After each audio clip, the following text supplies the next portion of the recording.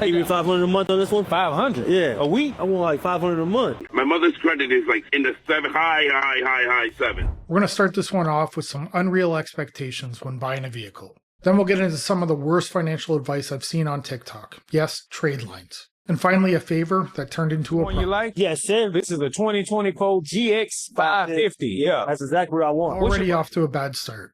A beat up BMW with 10 grand still owing on it. And why I'm telling y'all this and why I'm telling you guys this is because a lot of y'all think that y'all don't need trade lines. There's an even better way to fix your credit and boost your score. You pay your bills on time. You keep balances. One more thing, the best part about it is that they accept Afterpay. So you don't even have to pay the full price. You can pay in Installments. Monthly payments to boost your credit score. So you can buy things you can't afford with a credit score you didn't earn. All this from the financial experts on TikTok.